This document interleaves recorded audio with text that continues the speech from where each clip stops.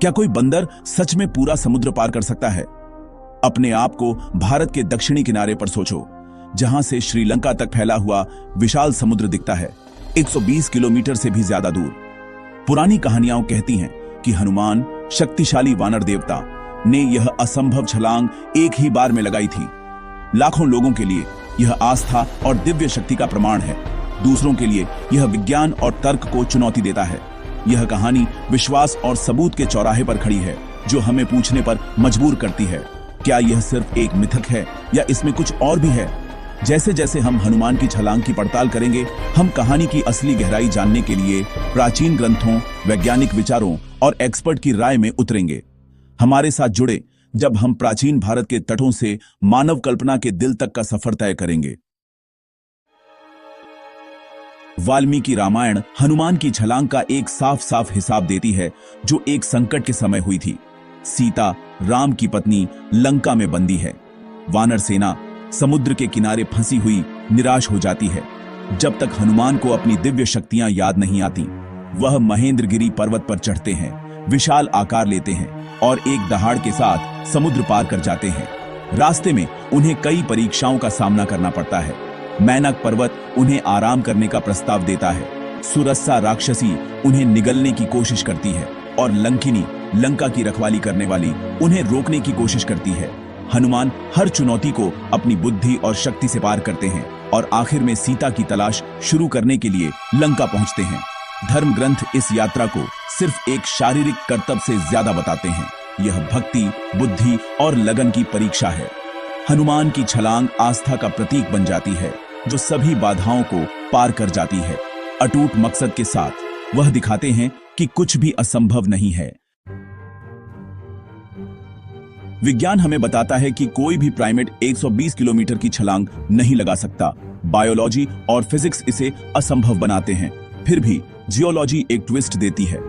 पाक जलड़ मरुमध्य उथला है और राम सेतु या आदम का पुल भारत और श्रीलंका के बीच रेत के टीलों की एक साफ दिखने वाली चेन है। प्राचीन समुद्री स्तरों ने शायद पार करना आसान बना दिया होगा। शायद इसी से इस कहानी को प्रेरणा मिली हो, चाहे प्राकृतिक हो या इंसानों द्वारा बनाया गया हो। यह पुल इन पानी के पार वास्तविक यात्राओं की तरफ इशारा करता है।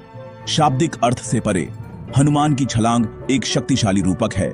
समुद्र जीवन की चुनौतियों के रूप में, हनुमान डर को दूर करने वाले समर्पित मन के रूप में।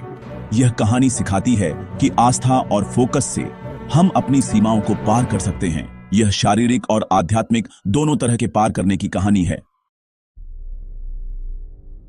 एक्सपर्ट हनुमान की छलांग को अलग अलग नजरिए से देखते हैं। दार्शनिक इसे आत्मा की यात्रा के रूपक के रूप में देखते हैं। हनुमान की भक्ति और फोकस सांसारिक मुश्किलों के सागर को जीतना। इतिहासकार बताते हैं कि यह कहानी भारत और श्रीलंका के बीच प्राचीन यात्राओं या व्यापार की गूंज है, जिसमें राम सेतु एक वास्तविक लैंडमार्क है। वैज्ञानिक बताते हैं कि यह छलांग बायोलॉजी और फिजिक्स के खिलाफ है, लेकिन कहानी की सांस्कृतिक और प्रतीकात्मक शक्ति को मानते हैं। हर नजरिया एक परत जोड़ता है, आध्यात्मिक सच्चाई, ऐतिहासिक याद, वैज्ञानिक विश्लेषण। एक साथ वे एक ऐसी कहानी दिखाते हैं जो किसी भी एक एक्सप्लेनेशन से ज्यादा रिच है। हनुमान की छलांग सिर्फ एक मिथक या एक फैक्ट नहीं है, यह अर्थों का एक ताना बाना है। इसकी शक्ति इसकी प्रेरणा देने, एकजुट करने और आश्चर्य जगाने की क्षमता में है।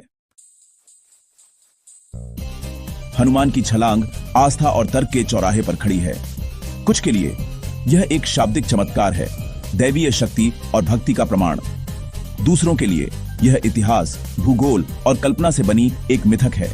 विज्ञान और धर्म ग्रंथ अलग अलग सच्चाइयां देते हैं, लेकिन दोनों हमारी समझ को बढ़ाते हैं। यह कहानी हमें खोजने, सवाल करने और अर्थ खोजने के लिए बुलाती है, चाहे आस्था में हो, फैक्ट में हो या दोनों में।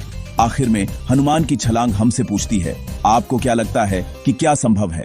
जवाब हमेशा की तरह आपके अंदर ही है।